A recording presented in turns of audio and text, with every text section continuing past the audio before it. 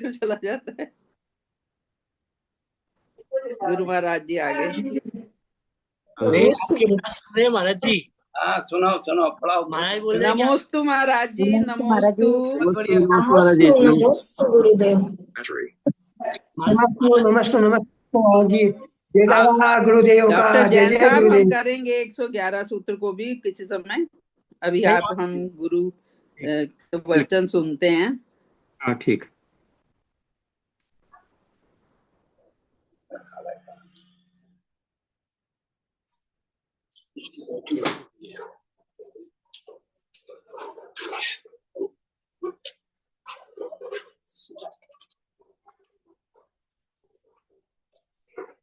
वीरम ब्रह्म सर्वज्ञम निष्ठा शेष दोषकम कातंत्रूपमालेयम बालभूदाय कथते अज्ञानतिमिरान्धस्य ज्ञानाञ्जन शलाकया चक्षुरुन्मीलितं येन तस्मै श्री गुरुवे नमः।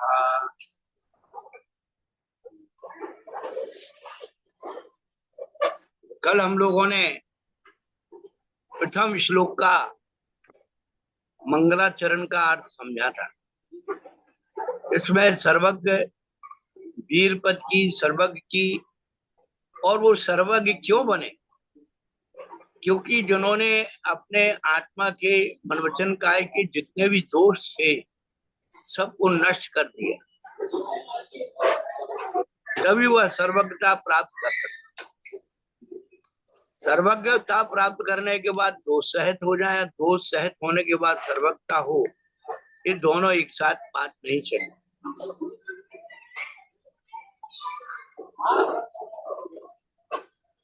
और उन्होंने श्री कहा कातंत्र रूप मालेयम बाल बोधाय करते। ये बाल बुद्धि के लिए, छोटे बालकों के लिए ज्ञान कराने के लिए ये ग्रंथ है। फिर उन्होंने नमस्तस्यै सरस्वत्यै विमल ज्ञान मूर्ते विचित्रा लोक यात्रेयम यत् प्रसादात् प्रवर्तते।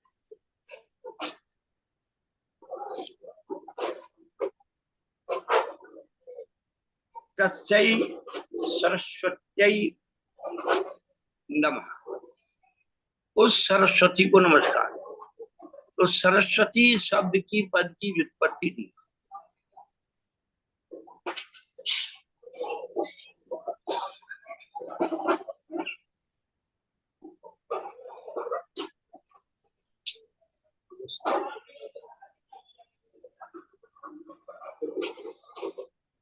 वहां से सरल उच्चारण किया। तो शरा शरणम सर्व ज्ञानमया मूर्ति ही अस्या अस्ति इति सरस्वती।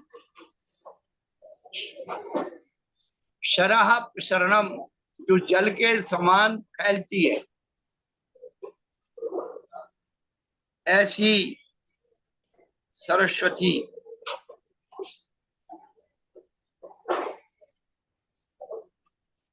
वह जो है वो सर्व ज्ञान की मूर्ति है, जिसकी ऐसी सरस्वती को हमारा नमस्कार। हमारे काव्य ग्रंथों में सरस्वती के 16 नाम दिए। हमने उन 16 नामों को एक छंद में लिपिबद्ध किया है। फिर उन 16 नामों के एक एक पद का एक एक छंद में विश्लेषण किया है।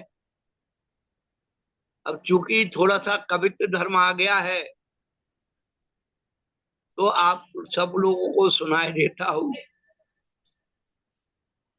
तो पहले जो है 16 नाम आपको गिना रहे एक छंद में, कि भारती सरस्वती है, शारदा है नाम तेरा, विदुषी है माता हंस गामिनी कहती है, वागीश्वरी जग माता, ब्रह्माणी है वरदा तू, ब्राह्मणी है वाणी है तू, भाषा कहलाती है। ब्रह्मचारिणी है माता, वाल कुंवारी है तू, गो है श्रुतु देवी है तू, विद्या कहलाती है। इतने है नाम तेरे, काम तेरा एक ही है, आन के अमित की बुद्धि बस जाती है। अब इसे भारती क्यों कहते, इसका विश्लेषण किया है कि भारती है भानु के समान दिव्य तेज दाता, अंधकार तुझको पसंद नहीं आता है, पढ़ना और लिखना भी होता है प्रकाश में ही, चिंतन से चेतना का द्वार खुल जाता है, न्याय नीति आगम है अध्यात्म का प्रकाश भरा, ऐसा कोई शास्त्र ना जो तुझको ना आता है, ऐसे दिव्य ज्ञान के प्रकाश का प्रकाश दे माँ, तू ही माता आमिति की भाग्य विधाता है। हमारे देश को भारत कहा जाता है। भा माने प्रकाश और रत माने रमण करना। जहां ज्ञान के प्रकाश में योगी जन और सामान्य जन रमण करते हैं, इसलिए इस देश का नाम भारत है। अभी मोदी जी ने ज्ञान भारतम प्राचीन पांडुलिपियों का संग्रह संरक्षण करने के लिए ज्ञान भारतम मुहिम चलाई है। सारे देश में पांडुलिपियों का संरक्षण हो रहा है। हस्त लिपित प्रतियों का होना बहुत जरूरी है।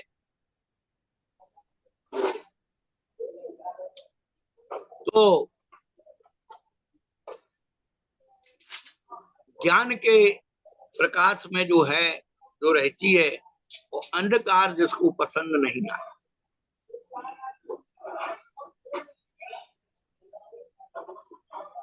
सरस्वती क्यों कहते?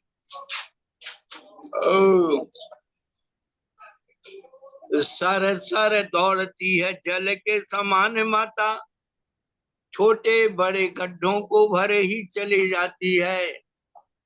सरोवर नदी नाले सूखे जाते मौका पाके, हर पल बहती माता दौड़ी चली आती है। बांटती उलीचती खर्चा करे दिन रात, गणधर की बुद्धि भी तो पार नहीं पाती है। ऐसा है अथाह रूप सागर के समान रूप, सरोवर अमित रूप सरस्वती कहलाती है। बचपन में पढ़ते थे सरस्वती के भंडार की बड़ी अपूर्व बात, क्यों खर्चे त्यों त्यों बढ़े, बिन खर्चे घट जाए।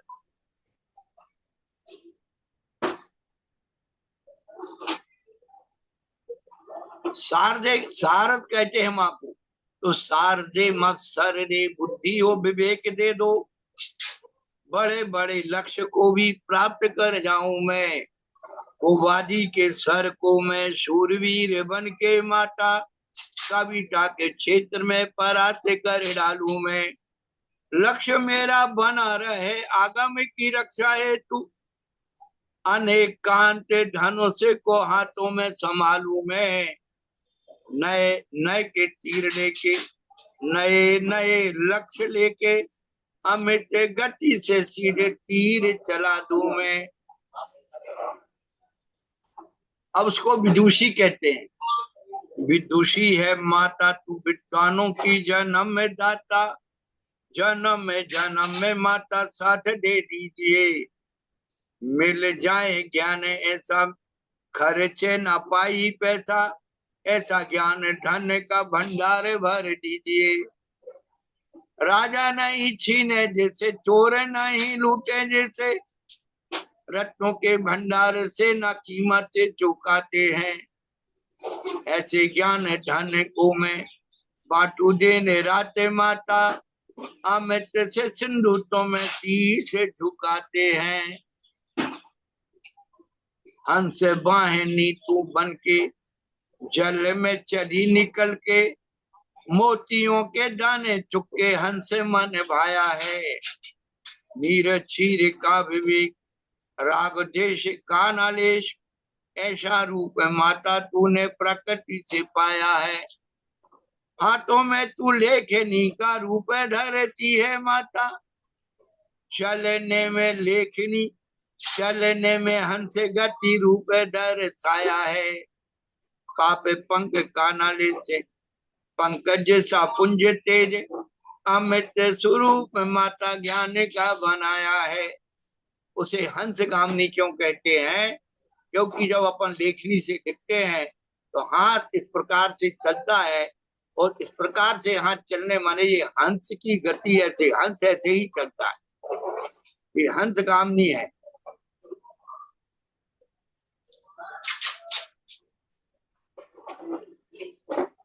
बागीश्वरी वाणी में तू बचनों की रानी है, तू वीणा के उन तारों में तू सप्त स्वर गाता है। तबले की ताल में तू, ढोलक की खाल में तू, झुनझुन की झंकार में तू स्वर भी सोहाता है। मंजीरी की चाल में तू, हाथों की करताल में तू, बांसुरी के नाद में तू साथे सुर गाता है। वायु की मयार में तू, वर्षा की फुहार में तू, झरने के निनाद में अमृत रूप आता है। प्रकृति के अंदर संगीत बजता है, और ये बागीश्वरी माता वचनों का, चाहे वह वैश्विक हो या प्रायोगिक हो, सभी में जो नाद आता है वह माँ सरस्वती की कृपा से आता है। उसे हम जग माता कहते। जग माता नाम तेरा, जिसे ने है मन से तेरा, उसी की पुकार को माँ शीघ्र सुन लेती है। बच्चा हो या बूढ़ा हो, तो वन से भरा हुआ हो, सब की पुकार में तू उत्तर दे देती है।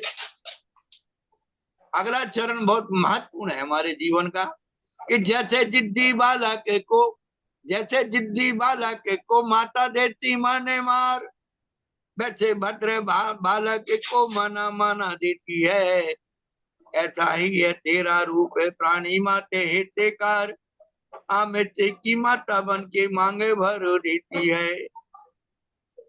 ब्रह्मानी है ब्रह्म रूप है, ब्रह्मा की भुजा स्वरूप, चारे भुजाधारी होके लोक को बताया है।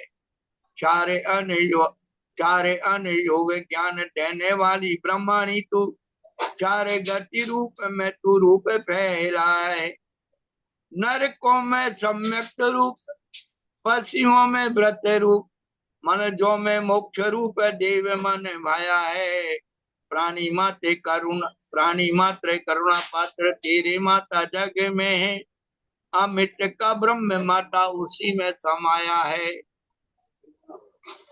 वरदा कहा है उसे, वरदा है सबकी माँ तू, वरदान देती है तू। वीरों में तू वीरज की शक्ति भी बढ़ाती है। सबको है वर देती माने नहीं भेद लाती, जिसने जैसा सोचा उसका वैसा भाव दर्शाती है। कन्या को है वर देती, वर को वधू है देती, जोड़ा जोड़ के तू मेले में लोआती है। देने वाली दाता है तू, लेने वाला पात्र में हूँ, दाता पात्र अमृत का पूरा भर जाती है। ब्राह्मणी कहा है उसे कि ब्राह्मणी है ब्रह्म में समाई है, तू रूपधारी वाह में न रूप दिखे समझ न आया है। बहुत बनाए रूप भीतर में जाके माता ब्रह्म ज्ञानियों ने ही तो तेरा दर से पाया है। विषय विकारों में जो भटके रहे हैं प्राणी, उन्होंने ही तेरे उस रूप को लजाया है। तुम तो माता भोली भाली मेरी है तो करनी काली, ऐसा जाने कर भी माता अमृत निभाया है। वाणी नाम माला वाणी नाम है, वाणी नाम है, नाम है माला बनी है सहारे तेरे। ये छंद भी बहुत अच्छा है कि वाणी नाम है माला बनी है सहारे तेरे। वर्ण वर्ण वर्ग वर्ग बहुत बनाए हैं, वाक्य वाक्य भून करे बन गए पाठ तेरे। वाणी की ही बात से विद्वान कहलाए हैं। वाणी है सुरीली तो वो वीणा का है काम करे। वाणी ही कटीली तो वो बाण का स्वरूप है। वाणी ही रामायण रूप है, वाणी ही है महाभारत। वाणी अमृत अमृत विषय औषधि घाव रूप है। भाषा है तू भाषमान दिव्य तेज ओजे वाली, सब को बताती तू उसे की ही भाषा में। महाभाषा 18 जो जगे में लिपि स्वरूप, लघु भाषा 7 से है बोल चाले भाषा में। भाषा भाषा भिन्न भिन्न भाव भाव एक रूप, जल आओ बटर पानी कहते हैं जहान में। और कितने ही नाम रखो काम सबका एक होता, आग प्यास को बुझाना अमित जहान में। ब्रह्मचारिणी है माता ब्रह्म है निवास तेरा, शुक्ल भाव रूप तेरी शाटिका कहाती है। शेर के से होकर भी रागे नहीं लेशो तेरा, विषयों की वासना से अक्षों को बचाती है। मन तेरा रीता है कसायों के कंकणों से, संयम के श्रृंगार से तू देह को सजाती है। और तप तेरा घर वर त्याग तेरा अनुचर, अमित अकिंचन भाव भर भर लाती है। कि गौके है समान भद्र रक्षा करे नये सिंह, ऊंच के समान वाल लज्जा रखवाली है। 4 थन 4 वेद दूध सबका एक सा है, रंग असमान फिर भी मधुर से वाली है। वात्सल्य आपका समान है त्रिलोक से ही, इसीलिए गोवत से प्रीति सी निहारी है। गोधन को गिनते हैं जगत के मान में तो, ज्ञान धन आपका भी अमित चितारी है। शुद्ध देवी रूप तेरा कर्णों के सुनने से, अंग वह ओ प्रवेश 2 रूप जाना है। अंग वह अनेक रूप प्रवेश के 12 रूप, इतने में पूरा श्रुत्य भगवान ने बखाना है। द्रव्य श्रुत्य भाव श्रुत्य दोनों के हैं भाव न्यारे, अभव द्रव्य 11 अंग 9 पूर्व धारे है। भाव शुद्ध की महिमा न्यारी, भाव शुद्ध की महिमा न्यारी, रोषमा से भिन्न रूप मित्र शुद्ध ने भी तो अमित भव्य तारे हैं। विद्या है विशाल रूप दर्पण स्वरूप, जिसमें शिक्षा अति सूक्ष्म रूप सूत्रों का सहारा है। विद्या का विज्ञान भरा जल के में तीनों काल, द्रव्य गुण पर्यायों का दीक्षिता किनारा है। लोक आलोक को देखा है प्रत्यक्ष जिनने, ऐसी उससे विद्या पे मनमोहित हमारा है। बली बली जाऊं ऐसी विद्या के स्वरूप को मैं, दे दे तू अमित को वह सिंधु का किनारा है।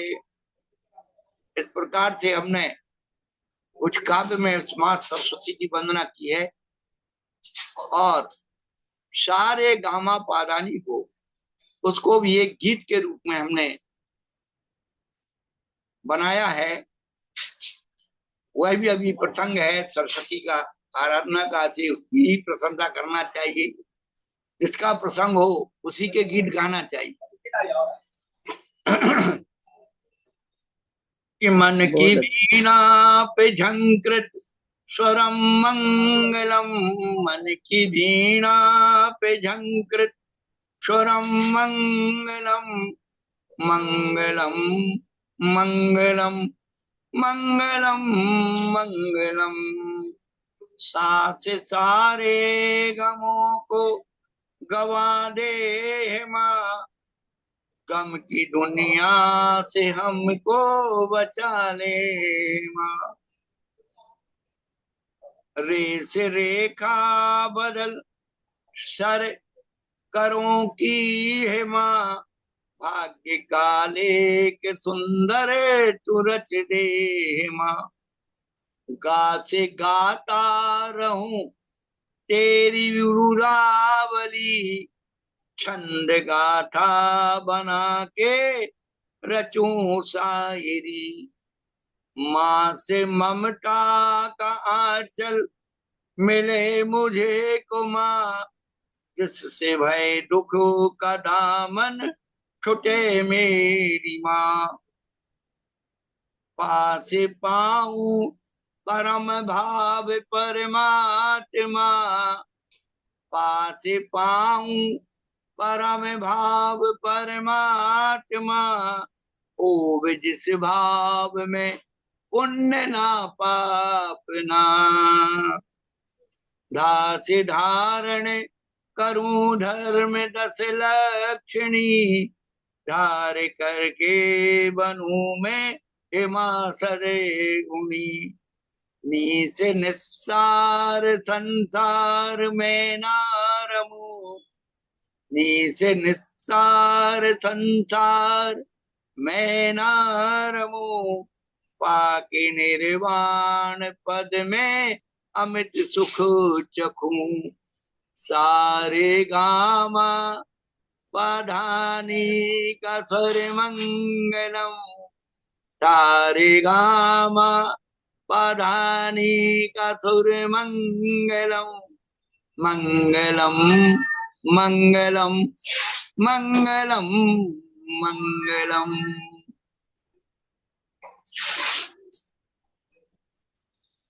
बहुत अच्छा।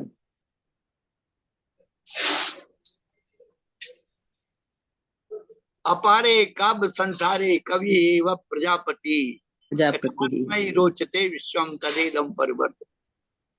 जी। हम ये जो है कोई भी चीज हम मूर्ति के रूप में देखते हैं तो मूर्ति का जो स्वरूप है वो प्रतीकात्मक। मूर्ति में हमें मूर्तिमान को देखना चाहिए। मूर्ति से मूर्तिमान को देखना चाहिए। अभी 2016 में हमारा वर्षायुग 2017 में हमारा वर्षायुग श्रवण बेलगुल हुआ था। वहां के स्वामी जी हमारे चारुकीर्ति जी महाराज जो अभी स्वर्गस्थ हो गए हैं, समाधि हो गए, बड़े विद्वान संत थे वो। तो चर्चा होती तो एक दिन सरस्वती की चर्चा आई। हमने कहा स्वामी जी ये बताओ कि 2 रूप क्यों है सब, एक खड़ा हुआ है एक बैठा हुआ। अधिकतम जैसे भोजशाला में मूर्ति अपन को मिली है सरस्वती की, वो खड़ी हुई है, और कई जगह जो है अपन को बैठी मुद्रा में मिलती है। तो क्या है, वो क्या संदेश देना चाहती? तो वो संदेश देना चाहती है बैठी हुई मूर्ति की जब तक आप स्मरण करके, जब तक आपका काम पूरा नहीं होगा हम उठ के नहीं जाएंगे। और यदि आप हमें स्मरण करोगे तो हम खड़े हुए दौड़े दौड़े चले आएंगे। खड़े होने का भी टाइम नहीं लगेगा, उठ के खड़े होने में भी देर लगेगी। तो कितना सूक्ष्म चिंतन इसके पीछे हुआ करता है, किसी भी काव्य के पीछे हुआ करता है। अपने श्लोक भी होते हैं, कहते भैया देखो ऐसा है, वो इतने प्रेमी है कि यदि हमारी थोड़ी सी खबर पहुंच जाए तो वो दौड़े दौड़े चले आते, खड़े खड़े दौड़े आते। तो ये प्रतीकात्मक जो भाव भरे हुए हैं, हम नित्य प्रतिदिन अलग अलग भावों से उस मां सरस्वती की वंदना करें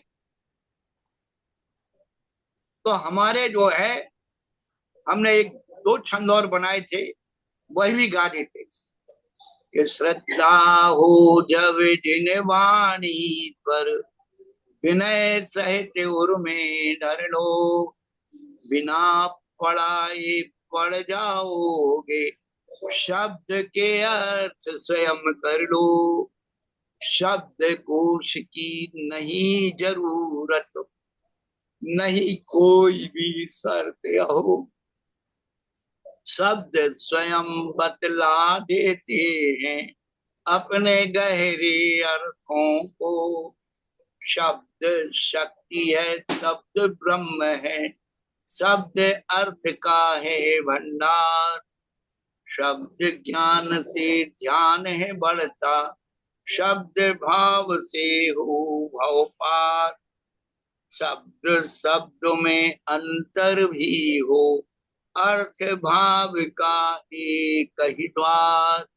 शब्द अमित के होने पर ही सीमित लगता है संसार।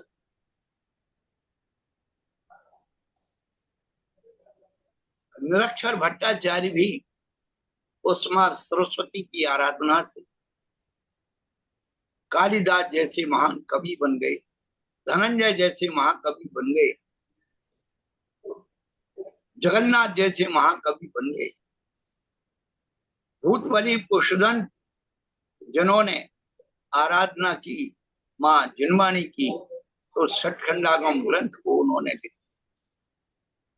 हमारे आचार्य प्राय करके मां सरस्वती की अपने इष्ट देव को नमस्कार करने के बाद मां सरस्वती की वंदना जरूर करते हैं।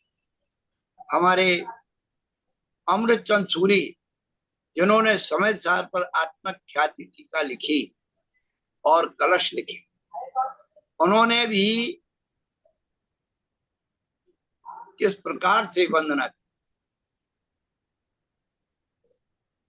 अनंत धर्मण तत्वम पश्यन्ति प्रत्यगात्मना, अनेकांत मयी मूर्ति नित्य में प्रकाश। अनेकांत मूर्ति को, सरस्वती को, जिनवाणी को उन्होंने स्मरण किया, उसका प्रकाश मेरे अंदर।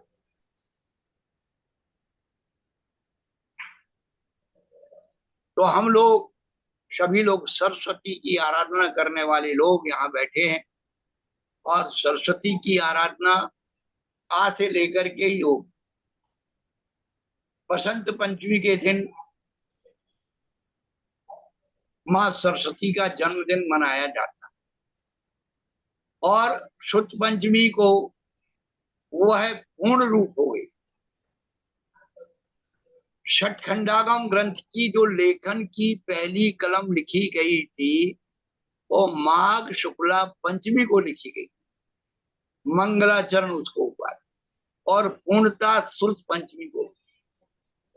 इसलिए हमारे यहाँ बसंत पंचमी का भी महत्व है और शुद्ध पंचमी का भी महत्व। हम लोग अपने पर्व त्योहारों को भौतिकता में भूलते जा रहे हैं, प्रमाद से, अज्ञान से छोड़ते चले जा रहे हैं, लेकिन इसके कारण हमारे पास अज्ञान ज्यादा इकट्ठा हो गया।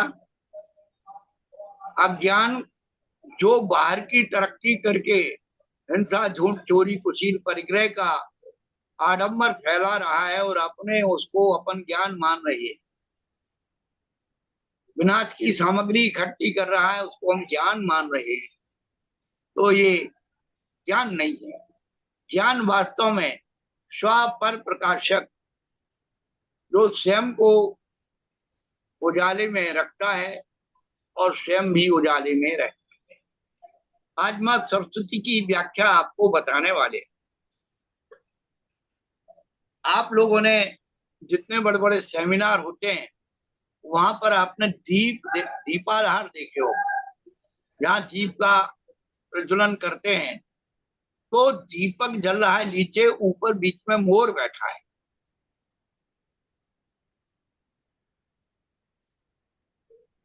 अब ऊपर मोर क्यों बैठा है? अरे मोर के ऊपर दीपक बना देते। तो इसका एक विज्ञान है। दीपक ज्ञान का प्रतीक है, और ज्ञान की अधिष्ठात्री देवी सरस्वती, और सरस्वती का वाहन मोर भी है। अभी कुछ दिन पहले हमारे भारत देश की नामी ग्रामी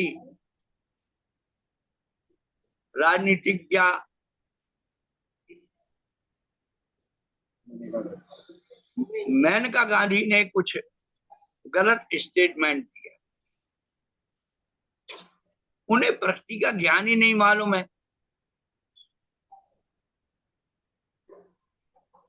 एक बात ज्ञान कि मोर जो है अपनी स्वेच्छा से की पंखों को, यहां तक कि जो उसे खुजली मचती है, जैसे आपके बाल जो है ना 4 महीने के बाद जितने नियम समय से आप बनाते हो और थोड़े बड़े हो जाएं तो तुरंत दाढ़ी पर खुजली आना शुरू हो जाती, बालों में खुजली आना शुरू हो जाती। समय सीमा पर अपने आप आपको ऐसा लगता है कि यार बाल बनाना है। महिलाओं को बाल धोने के लिए भाव आ जाता है कि यार ये बहुत खुजाल आ रही है तो धोना है। ठीक उसी प्रकार से उस पक्षी का नियम है, श्रावण भादों के महीने में जैसे ही पानी गिरता है उसके पंख भीगते हैं, पंख पकते हैं, बड़े होते हैं, उसके पंखों में जो जो जोड़ है, पूरे पंख नहीं, जो जोड़ है वहां पर उसे खुजली आना शुरू, इसीलिए वो नाचता है, हलाता है। और जो पंख थोड़े मजबूत होते हैं उन्हें चोंचों से मार के, चोंच मार के निकाल। कभी भी ये जो शिकार करने वाले लोग मोरों का, वो पंख के लिए शिकार नहीं करते, ध्यान रखना, वो उस मांस खाने के लिए शिकार करते। ये बात कोई नहीं बता रहा कि यदि मोरों का शिकार कोई कर रहा है तो मोर के पंखों के लिए कोई शिकार नहीं करता है, मोर के मांस के लिए शिकार करता।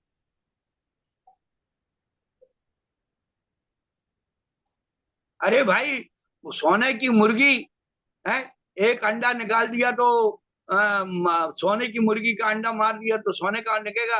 अरे भाई, इतने हर वर्ष उनको जो है पंख चाहिए तो उसको मारेंगे थोड़ी। जब वो प्रकृति से उग जाते हैं, पुनः उग जाते हैं, यदि नहीं उगते होते तो सोचते कि भाई उनको मारते।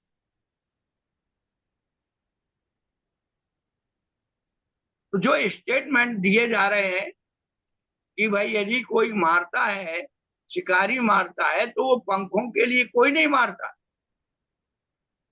उसके मांस के लिए मोरों को मारा जाता। हाँ, एक बात और विशेष बता दूं कि जो मारे हुए मोर के पंखों को लाता है, उसके जो संधि भाग है उसमें सफेदीपन नहीं होगी, उसमें रक्त का ललाईपन होगा, क्योंकि खींच के निकाला गया पंख। जैसे हम लोग बाल उखाड़ते हैं तो बाल उखाड़ने में एक तो टूट जाते हैं और दूसरा अंदर से छोटा सा सफेद पना लिए हुए जड़ से उखड़ने वाला बाल जो है वो उखड़ता है,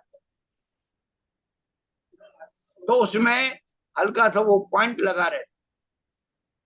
उसी प्रकार से मोरों के जो संधि भाग हैं, यदि उन्हें मार करके और प्रयोग किया है, अब वो ले गए, मास्तों ने उपयोग कर लिया, तो पंख का क्या करेंगे?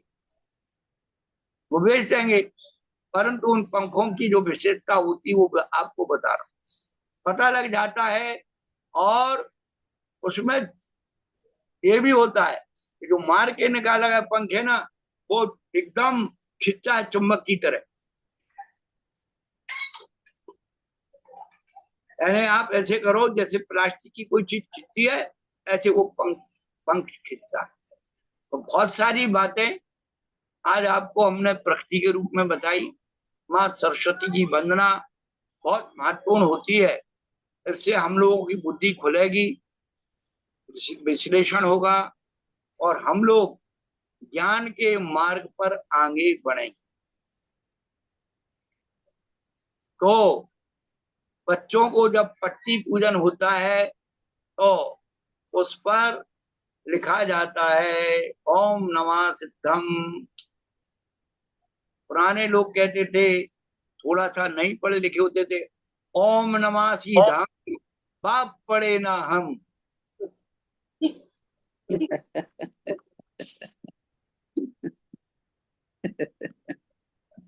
ओम नमः सिद्धम नहीं कहते थे, वो कहते ओम नमासी धम बाप पड़े ना हम। तो काव्य में भी हाँ माने अपनी व्याकरण में भी तो उजत होना चाहिए, कुछ कौतुक होना चाहिए, जिससे हमारी रुचि बढ़े, और खोज होना चाहिए। आप लोगों में से भी यदि कोई विशेष रूप से माँ सरस्वती की व्याख्या करना चाहते, बताना चाहते, अपना अनुभव शेयर करना चाहिए, बताइए। हाँ मधुबाला गुरु जी। महाराज नमन करती हूँ। आपने बहुत ही विस्तार से इतना बता दिया कि कोई अब अपेक्षा रह नहीं जाती कुछ बताने की। इतना विस्तार से बताया और बहुत सारे भाव बताए अपने भी, और कविता के माध्यम से। कहते हैं ना, जहां ना पहुंचे रवि वहां पहुंचे कवि। कवि तो पता नहीं कितना कितना हमें कहाँ तक ले जाता है, बहन जी बहुत उसके दूर आगे दूर और तक है, भाव का। जी, जहां न पहुंचे कवि, जहां न पहुंचे रवि वहां पर पहुंचे रवि वहां कवि, पहुंचे कवि। और जहां न पहुंचे कवि वहां पहुंचे अनुभवी। ये भी बहुत बढ़िया है, ये बहुत अच्छा है। जो हाँ सरस्वती जो शब्द बना है ना, हमारे संस्कृत के हिसाब से अगर उसकी हम व्युत्पत्ति करते हैं, हाँ बहन तो जी बताइए। सरस सरस शब्द में हम वतुप प्रत्यय लगाते हैं। हाँ हाँ हाँ तो ठीक। सरस का जैसे अर्थ आपने बताया, जैसे जल कोई कहते हैं, जल हो गया। प्रवाह भी होता है सरती इति, क्योंकि हाँ वो हाँ चलता हाँ है, हाँ इसलिए प्रभात। प्रवाह अर्थ हो गया। तालाब को भी सरस कह देते हैं। हाँ हाँ हाँ लेकिन यहाँ इसका दार्शनिक और आध्यात्मिक अर्थ है हाँ कि हाँ यहाँ पर एक सार तत्व के लिए, ज्ञान के लिए उस सरस का प्रयोग है। हाँ नहीं, नहीं। और उससे जो वतु प्रत्यय लगता है, जब व्यक्ति उस चीज से वतु माने युक्त हो जाए, संपन्न हाँ हो जाए, हाँ हाँ हाँ हाँ। तो जो उससे संपन्न है, जो स्वयं ही ज्ञान से संपन्न है, ज्ञान का सार है, वही सरस्वती है।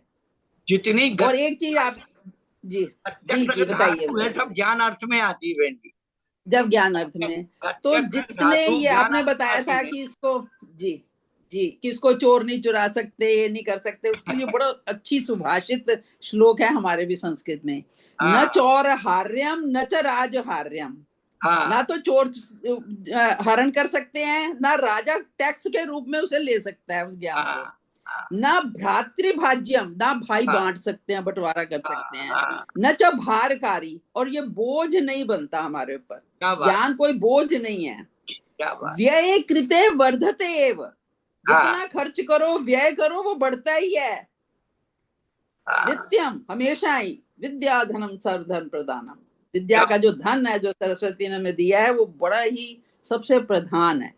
और बात। हम तो सरस्वती की प्रार्थना करते हैं ना गुरु महाराज जी, हाँ हाँ हाँ या कुंदेन्दु तुषार हार धवला, या शुभ्र वस्त्रावृता, या वीणा वरदंड मंडित करा, या श्वेत पद्मासना, या ब्रह्माच्युत शंकर प्रभृतिभिर्देवैः सदा वंदिता, सा मां पातु सरस्वती भगवती निशेष जाड्यापहा। जो बहुत। आपने कहा सारा इसी में श्लोक में सार आ जाता है। और जब हम बच्चे हमारे पढ़ते हैं, जब हम तो उसको सबसे पहले कहते हैं कि एक छोटा सा श्लोक पढ़ लो कि सरस्वती महाभागे विद्ये कमल लोचने विद्या रूपे विशालाक्षी विद्याम देही नमोस्तुते, कि हमें विद्या प्रदान करो, हमें ज्ञान प्रदान करो।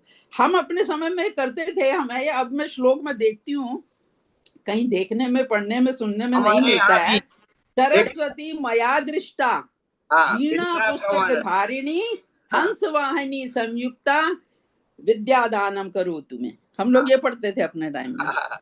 हमारे यहाँ एक भक्ति काव्य में आता है, जी सरस्वती नमस्तुभ्यम वरदे जी, काम रूपिणी काम रूपिणी, आता है। आरंभम करिष्यामि कृष्यामी, भवती में सदा। सदा, उसे हाँ काम हाँ, रूपिणी ये कहा भी है आता है। बहन। काम काम रूपिणी का सब रूपिणी इच्छाओं की पूर्ति करती है। बहन जी नहीं, इसका एक और विशेष अर्थ है। हमारी हाँ जो जी, पांच बताइए। इंद्रियां हैं, जो जी 5 इंद्रियां हैं, 2 काम इंद्रिय हैं, स्पर्शन रसना, जी 3 भोग जी इंद्रिय हैं। जी तो काम रूपणी क्यों कहा कि स्पर्शन से तो लिखते हैं और रसना से जी बोलते हैं, बोलते हैं, तो इसलिए वो काम रूपणी है। काम रूपिणी है। ठीक है, ठीक, काम रूपिणी है। हंस बिल्कुल वाहिनी बिल्कुल, है, व्याख्या की, बहुत सुंदर हंस व्याख्या। वाहिनी, हंस वाहिनी। हंस जी क्या करता है कि दूध में चोंच डालता है तो दूध पी लेता है और पानी रह जी जाता है। बचपन से जी बड़ी जिज्ञासा थी, ये ऐसा है तो होता कैसे है, पानी कैसे रह जी जाता है, दूध कैसे पी लेता है। तब जी। समझ में आया कि उस हंस की चोंच में अम्ल तत्व, हाँ जैसे ही वो डालता है दूध के अंदर तो वो हाँ, फट जाता है, फट छाना जाता है, वो बनता है, खा ले। तो छाना खा लेता है और पानी रह जाता है। हाँ, जल अब रह तो जाता समझ है। में आई कि भाई इतनी गहराई इस शब्द के अंदर है। इतनी गहराई है, इतनी गहराई है, हर चीज के पीछे कुछ ना कुछ एक तर्क है, ऐसा कुछ नहीं लिखा हुआ, वो आपको हाँ, ढूंढना पड़ता है कि किस लिए ऐसा कहा गया है। यही तो सारा रिसर्च है, यही तो शोध होता है। विद्या हाँ, तो शब्द बाघ स्वयं रूपिणी बता है, देते अपने बाघ के। देवी है, हम हमेशा प्रणाम करते हैं बाघ हाँ, देवी को। डॉक्टर साहब कुछ बहुत अच्छा। कहेंगे, डिसीजन साहब? जी महाराज जी, हाँ ये जो मोर पंख का जिक्र आपने किया, इसके बारे में एक कुछ घटनाएं घटित हुई, उनका मैं यहाँ उल्लेख करना चाहूंगा कि लोकसभा के एक स्पीकर थे आंध्र प्रदेश के। उन्होंने अपने भोजन के अंदर जो लोगों को भोजन कराया था उसमें मोर के मांस का प्रयोग किया गया था। हाँ तो उस समय ये कंट्रोवर्सी शुरू हुई। उस समय ये विवाद शुरू हुआ कि ये मोर राष्ट्रीय पक्षी होते हुए भी लोकसभा के स्पीकर ऐसा कैसे कर सकते, कू करते। हाँ तो उस समय 19 करीब 2000 2016 के अंदर इसमें डिस्कशन चल रहा था पर्यावरण मिनिस्ट्री में। तो उन्होंने कहा कि जो जैन मुनि पक्षी धारण करते हैं, तो 1 लाख पंखों को अगर हम अनुमति दे दें तो आपका काम चल जाएगा। बाकी जो जो लोग इसका दुरुपयोग करते हैं उस पर प्रतिबंध लगाना भी जरूरी है। तो एक प्रश्न उठाया था उन्होंने कि 1 लाख की संख्या उन्होंने निर्धारित की थी। तो उस समय ये समझ में नहीं आया था कि इसका क्या उत्तर दिया जाए। उत्तर यही है कि जब वो मार के निकाले ही नहीं जाते हैं, जो लोग अपने उसके स्वाद के लिए मारते हैं, और जो मार दिया जाता है मोर, उसके पंखों के जो संधि भाग होते हैं उसमें खून के अवयव होते हैं। पहचान ये होती है, प्रमाण दीजिए। यदि इतने 16 लाख मोरों को मारा जाएगा तो मोर बचेंगे कहाँ? वो मोर की इसमें उत्पत्ति आसान नहीं होती है। इसमें ये पूछ रहे हैं वो कि क्या इसको हम कंटिन्यू कराएं कि इनकी मोर को किलिंग जो मार तो रहे कुछ लोग, तो इसको पर प्रतिबंध तो लगाना आवश्यक है। इसलिए वो कह रहे हैं कि हम परमिशन जैन मुनि के इस्तेमाल करने के लिए नहीं कर रहे हैं। नहीं, आप बिल्कुल लेकिन प्रतिबंध लगाइए, हमें ऐसा कोई दिक्कत नहीं है। लेकिन हमारा पहला यही सवाल है कि मोर को मार करके पंख नहीं निकाले जाते हैं। इसका सबसे बड़ा सटीक जवाब ये है। और जब मोर स्वयं, आदिवासी लोगों से पूछिए ना, जो वहां से इकट्ठा करके लाते हैं, पूरे राजस्थान के निवाई, टोंक, ये पदमपुरा, इस स्थान पर जो है हजारों जो है मोर हैं, और उनके पंख इकट्ठे करके और वो बाजार में बेचने के लिए आते हैं। वहां पर जो मेला लगते हैं वहां इकट्ठे करते। निवाई के अंदर एक गोपाल जी हैं, वो लगभग जो है एक साल में 1 लाख से भी अधिक पंखों को इकट्ठा करते हैं, खरीदते हैं, और उनकी पिच्छी बनवा करके पूरे भारत देश में साधु संत सन्यासियों को भेजते हैं। प्रश्न ये है कि मोर को मार करके पंख नहीं निकाले जाते, और जो भी मोर को मारते हैं वो उसके मांस के लिए मारते हैं। बस, इसके अलावा हम लेकिन कुछ नहीं सुनेंगे। कुछ अपराधी जो हैं ऐसे हैं जिनको देखा गया है कि ये अपराध करते हैं, तो उनके ऊपर दंड दे सकते हैं? उनको दंड दो। उनको दंडित कर सकते हैं।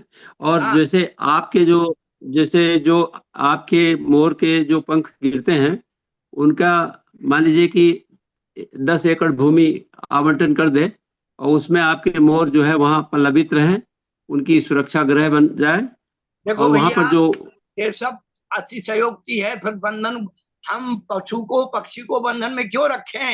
ये प्रकृति के रूप है, इससे पर्यावरण शुद्ध होता है। जी। एक कोई गाय भैंस नहीं है जो हम बाड़े में बांध करके उसका दूध दोहना है। ये जो योजनाएं चलती ना पढ़े लिखे लोगों की, एक विशेष बात बताई थी किसी ने कि जो है ये यदि मोरनी मोरनी जिस डाल पर बैठती है बचपन से, उसी डाल पर ही बैठेगी, उसी स्थान पर ही बैठेगी। और उस डाल पर बैठते बैठते उसका जो केमिकल या उसकी गर्मी के कारण वो डाल की शाख अपने आप सूख जाती।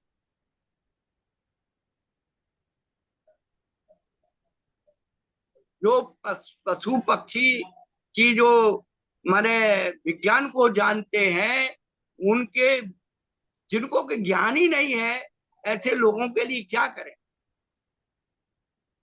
नहीं, इस बात से सहमत हैं, नहीं, हम लेकिन वो सहमत ये नहीं कह रहे हैं कि है। 10 नहीं, एकड़ में आप रख नहीं। दो, 100 एकड़ में रख दो, हम नहीं। पक्षी तो अपनी स्वतंत्र चाहेगा। और वही प्रश्न रहा था कि आप बाड़े में क्यों रखते साहब? अरे भाई, उनका दाना अच्छा, ठीक। पानी जो है, पर्यावरण जो कीट पतंगे जो भी जीव खाते हैं, वो उनका अपना हिसाब है।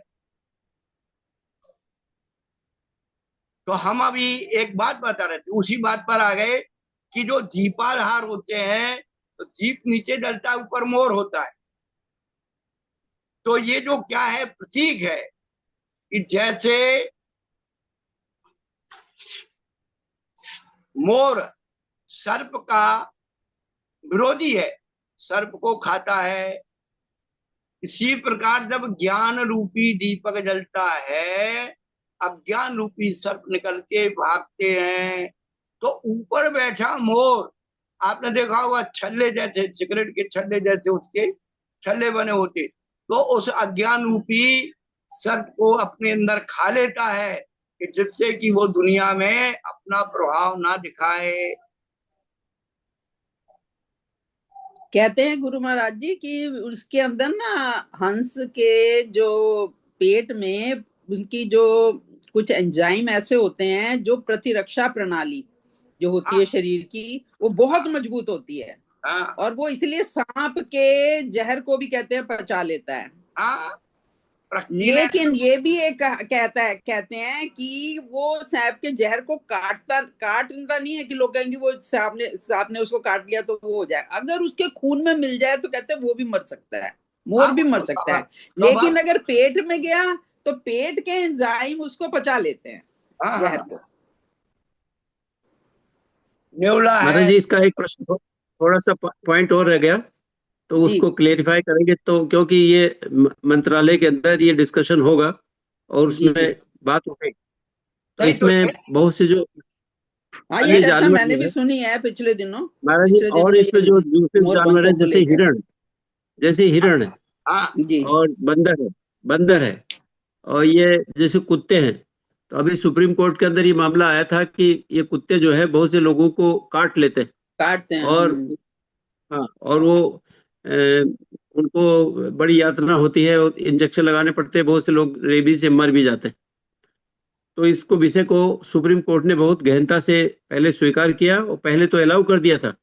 फिर उसके बाद उन्होंने जब देखा कि बहुत से कुत्ते काटने के केसेस आए, तब उन्होंने इसको पुनर्अवलोकन कर करके के और कहा कि ये वहां से इन स्थानों से हटाया जाए।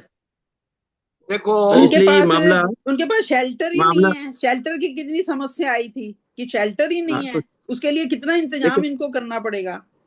लेकिन महाराज जी जो कह रहे हैं वो बात तो बहुत अच्छी लगी मेरे को, कि जैसे उनका जैसे आश्रय गृह बना दिया और उसके बाद उसका कोई ऐसे पॉइंट निकाल करके और ये कर दिया जाए कि इसको अब बंद किया जाए, तो जैसे अलाउ किया है तो वैसे बंद भी कर सकते हैं। तो इसमें ये समस्या बहुत सही है, और इसका समाधान आप जो जो जो आप प्रश्न उठाया है वो भी सही है। लेकिन अभी ये जो कि मामला सुप्रीम कोर्ट में भी आया है और कुत्तों के मामले में आया है, और अभी हिरण जो थे यहाँ पर, वो हिरणों को यहाँ से हटा कर करके दिल्ली के अंदर एक हिरण पार्क था, उसमें करीब 638 हिरण थे। उनको सुप्रीम हाई कोर्ट ने कहा कि ये यहाँ पर मैनेजमेंट ठीक नहीं है, इसलिए ये डियर पार्क बंद किया जाए। फिर सुप्रीम कोर्ट में मामला जब शुरू हुआ तो उन्होंने कहा कि 38 हिरण के रख सकते हैं और बाकी को हटा कर करके इनको वहां पर अलवर और जयपुर को में भेज दिया जाए। और उन्होंने और बात सुनने से मना कर दिया है, और इसमें सुप्रीम कोर्ट ने जो निर्णय लिया है वो बहुत कठोरता से लिया है कि हम ये इसको इम्प्लीमेंट करके रहेंगे। तो ये एक खाली मोरों के पंख की बात नहीं है, ये बहुत बड़ी समस्या है। जहां पर जीव रक्षा का मामला आता है, उस मामले को उसमें रक्षा करने का जो उद्देश्य है वो सफल नहीं हो रहा। इसलिए इसका नेतृत्व करने के लिए हमें और मार्गदर्शन करें तो बहुत अच्छा होगा। देखिए, हम विदेशों की नीतियों से कुछ सीखें। आज से कितने वर्ष हो गए हमें मालूम नहीं है, लगभग 60-70 साल हो गए होंगे, 100 साल हो गए होंगे। चीन में किसी ने सलाह दी थी कि चिड़ियाएं जो है इतना धान खाती है और इतना नुकसान होता है, तो वहां की राजनीति ने सब चिड़िया मरवा दी। जब चिड़िया मर गई तो टिड्डी पैदा हो गए।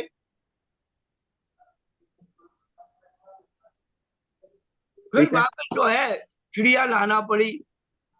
तो ये मूर्खों के हाथों में राजनीति है। या जो चीजें हैं जो प्रकृति के नियम को जानते ही नहीं है, उनसे क्या उम्मीद की जाए। रही बात कुत्तों की, तो कुत्ता आक्रमित क्यों हो गए ये भी आप देखिए। क्योंकि जो आप खान पान जो उनका कर रहे हैं, जो ब्रेड रोटी नहीं खाते कुत्ते, ब्रेड बिस्किट रोटी तो खाते ही नहीं है। ब्रेड बिस्किट उनको ऐसी चटपटी चीजें चाहिए खाने की, तो उनकी कामुक शक्ति। और ले ले दीनू, मैंने रोटी खाई हुई है 2 ले ले। और नहीं, ये कोई बीच में अलग से कई बात कर रही। हाँ नहीं कोई बात। आप तो जो तामसिक भोजन, देखो उनका मांस खाना अलग बात है, फिर भी वो बिना मसाले का मांस खाते, उतना उत्तेजक नहीं होता। लेकिन मसालों के साथ जो जो रोटियां ये वो सब खाना, भोजन करना शुरू कर दिया, तो वो उत्तेजक, इंद्रिय उत्तेजित हो गई। अब उनके कारण उनकी जो है संज्ञाएं इतनी बढ़ गई, ये मनुष्यों पर आक्रमित हो गए। और मनुष्यों के अब दूसरी बात कि मनुष्य भी इतना क्रूर हो गया कि अननेसेसरी वो बैठे हुए हैं, उन पर गाड़ी चढ़ा दी, उनके बच्चे मार दिए। तो ऐसे कुत्ते भी अपनी संज्ञाओं से सूंघ करके उस गाड़ी के पीछे दौड़ेंगे, स्कूटर के, मोटरसाइकिल के पीछे दौड़ेंगे। तो ये जो चीजें हैं वो भी प्राणी तो हैं। जब वो सूंघ करके चोर पकड़ सकते हैं, तो सूंघ करके तुम उस अपने घर के हत्यारे को क्यों नहीं पकड़ सकते? आप उनकी रियलिटी महाराज जी, इसमें एक प्रश्न और है, तो उसका भी स्पष्टीकरण अगर मिल जाए तो बहुत इसमें मामले को समझने में बहुत आसानी रहेगी। वह प्रश्न ये है कि क्या हम जानवरों को उपयोगी बना सकते हैं? जैसे उपयोगी बनाने का मतलब यह है कि जो जानवरों को जैसे एक आश्रय गृह के अंदर रख करके और चारों तरफ से एक विजिटर्स जो ये जो देखने के लिए आते हैं जानवरों को। प्रकृति के नियम है, प्रकृति के साथ रहने दो। आप उनको उपयोगी बनाने की कोशिश करोगे, आप उनको गलत शिक्षा दोगे। उपयोगी जैसे हमारे मिलिट्री के लोग हैं, वे उत्तम जाति के कुत्तों को, घोड़ों को और डेवलप करते हैं। ऐसे नहीं गली कूची के चाहे जैसे कुत्ते उठा लाए और डेवलप कर लिए। कुछ कुत्ते शोरूम जैसे हैं, उनमें कुछ नहीं रखा। टेडी क्या कहलाते? टेडी जो खरीदते ना, बना देते हैं कपड़े के, हाँ, अपन तो जानते टेडी बियर फलाना बियर, तो ये जो है कुछ नहीं है, ये कुछ नहीं है। आप प्रकृति के नियम को खुद मनुष्यों ने जो है प्रकृति के नियम को तोड़ दिया है, खुद के नियम को तोड़ा है और जानवरों के नियम को भी तोड़ने के लिए आमादा हो रहा है। पर प्रकृति के नियम प्रकृति से ही चलेंगे, आप कितना ही कोशिश कर लो।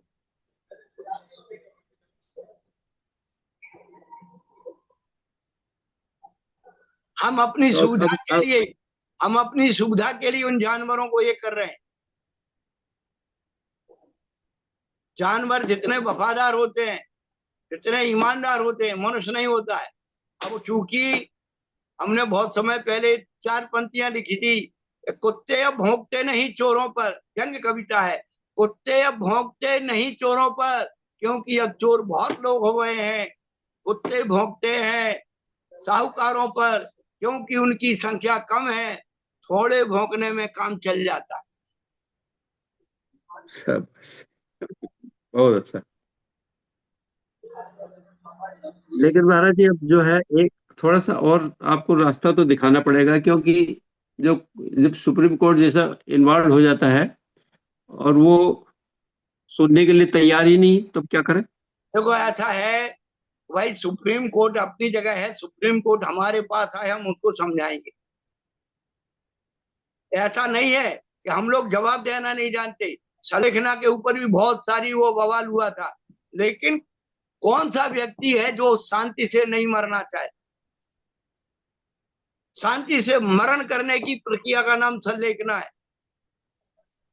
सभी लोग चाहते हैं कि अपने धर्म में इस समय जो ये जो पीछे का मामला आया है, ये बहुत अच्छा इश्यू है। अगर पूरा समाज जागृत हो जाता है तब तो इसके ऊपर असर पड़ सकता है, वरना तो कोई सहयोग ही नहीं करता। देखो ऐसा है तो ये कि सुप्रीम कोर्ट, फलाने कोर्ट, ढिमके कोर्ट, ये सब संसार ने बना रखे, और सब धर्मों में मोर पंख का महत्व है। चाहे संस्कृति जो हमारी मोहम्मदन संस्कृति है, उनके फकीर भी जो है ये मोर पंख का ही जो है वो बना करके झाड़ा लगाते, और जितने भी दैविक संस्थान है उन सबके जो स्थान पर जो है हाजिरी भरी जाती है, वहां सभी जगह मोर पंख की झाड़ू मिलती है, मोर पंख मिलते हैं। श्री कृष्ण को मोर पंख कितने प्रिय हैं। मोर पंख लगाते हैं। वो तो हम लाने ही वाले थे वहां है श्री, वो जो मोर का पंख जो है कि उनने पूर्व पर्याय में किसी मोर की वो कर दी थी, उनका इतिहास है। तो उन्होंने कहा था कि अगले जन्म में इस पंख का, मैं तेरे पंख को अपने माथे पे रखूंगा।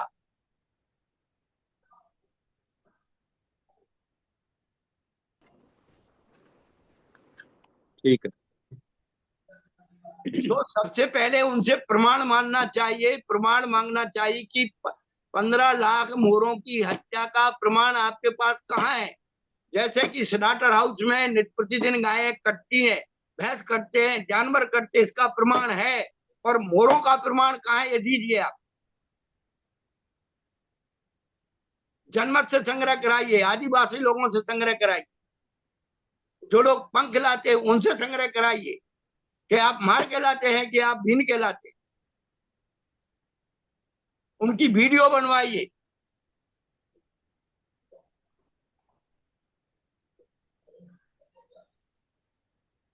इतने लोग कार के एक्सीडेंट से, साधनों के एक्सीडेंट से मरते हैं, तो क्या आप वाहन चलाना बंद कर रहे हैं क्या? बिल्कुल सही, बहुत अच्छा है। ये वाहन वाहन वाला भी अच्छा पॉइंट बताया आपने। वाहन वाला बहुत अच्छा पॉइंट। और सबसे ज्यादा एक्सीडेंट हो रहे, इतने वाहनों की संख्या बढ़ रही है, इतनी तेज गति से दौड़ाते हैं, साधु सन्यासियों को भी नहीं छोड़ रहे। हाँ। ये पॉइंट क्यों नहीं लाते कि साधुओं से एक्सीडेंट करवा रहे ये जो वाहन वाले, इनको लगा पहले सजा।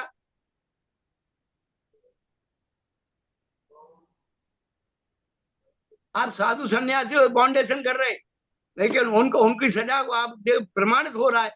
रीमा में जो हुआ माता जी के साथ है, पूरे गुजरात में हर महीने 2 महीने में खबर आती है, साधु सन्यासी को जो है वो गाड़ी चढ़ा दी उन पर।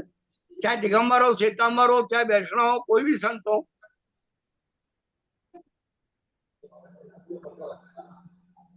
तो जो साधु संतों की जो एक्सीडेंट से मृत्यु हो रही है, तो व्हीकल्स के ऊपर, जो कारों के ऊपर बैग बैग लगना चाहिए, अगर ये बात सही है तो। हाँ, और फुटपाथ बनाना चाहिए चलने के लिए। केवल साधु संत ही नहीं, सामान्य लोग जो पैदल चलते हैं उनके भी एक्सीडेंट होते हैं। तो साइकिल वाले, जो पहले हाँ पगडंडी होनी चाहिए, मतलब जो पैदल चलने वालों के लिए। हाँ, मॉर्निंग वॉक के लिए निकलते हैं और निकलते हैं और लोग टक्कर मार जाते हैं।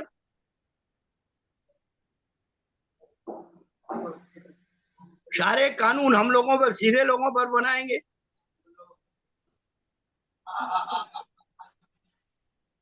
चलो आज की कक्षा पर यही रखते हैं। माँ सरस्वती के प्रसाद से अपन ने बहुत कुछ, ये भूमिकाएं अपने जीवन की। हाँ, ये मत सोचिए कि हमें वही पढ़ना है, हमें प्रकृति के ज्ञान के साथ ये सारी चीजें पढ़ना है, जिससे हमारा भविष्य सुरक्षित रहे। इस जन्म का ज्ञान काम यहाँ नहीं आएगा, लेकिन अगले जन्म में यही जो है बीज रूप होकर के वृक्ष रूप बनेगा। इसलिए हमें ज्ञान की आराधना जरूर करना चाहिए। ओम शांति, ओम शांति। सबको आशीर्वाद। महाराज जी, महाराज जी, एक बात और रह गई। हाँ हाँ, बताइए। महाराज जी, हाँ अभी जो हमारी जो शिक्षा विभाग है, उन्होंने एक डायरेक्शन दिया है कि हर विश्वविद्यालय में ये जानवरों की सुरक्षा के लिए उपाय किए जाए। तो इसके बावजूद भी कहीं भी ये कार्यक्रम में कोई तेजी नहीं आई। कोई जन देखो, समाज का ऐसा कोई है, व्यक्ति उसको। मैं आपको फिर बता रहा हूँ, जितने भी जो है कोठी वाले हैं, बड़े आदमी हैं, अपने घर में कुत्ता पाल सकते हैं, बिल्ली पाल सकते हैं, गाड़ियां रख सकते हैं, सब कुछ जगह है। तो एक एक गाय को पालने का नियम ले लें। कोई भी दुधारू पक्षी को पालने का नियम लें, तो ये अपने आप संरक्षित हो जाएंगे। अपने शौक के लिए बड़े बड़े फार्म हाउस बना लिए, स्विमिंग पूल बना लिया, फलाना बना लिया। अरे भाई, गाय को पालिए, भैंस को पालिए, गोबर मिलेगा, गैस मिलेगी, प्रकृति की खाद मिलेगी, सारी चीजें जो है उत्पन्न होंगी। तो वो उपाय तो करेंगे नहीं। आपको एक बात बता दे, प्रसंग आ गया कि आदिनाथ भगवान ने जब कर्म भूमि का प्रारंभ किया था, तो सबसे पहले कृषि का उपदेश दिया था। और कृषि के यंत्र का नाम क्या रखा था? हल। उसका नाम हल क्यों रखा? क्योंकि संसार की जितनी मनुष्यगति, मनुष्य संबंधी रोटी कपड़ा मकान की समस्या हल होगी, समस्याओं का हल हल के द्वारा होता है। इसलिए उस यंत्र का नाम हल रखा गया। और जब खेती नहीं है मनुष्यों के पास, जो कल कारखाने लगा दिए, भागा दौड़ी कर रहा है, जो कुल क्रमागत व्यापार थे वो सब बंद हो गए। इसलिए लोग बेरोजगार हो रहे हैं।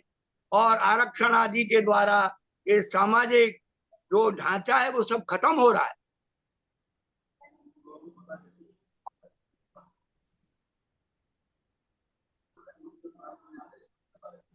ठीक है महाराज जी। हाँ, नमस्ते महाराज। सबको आशीर्वाद। नमस्ते। हाँ, नमस्ते महाराज। हाँ। नमस्ते।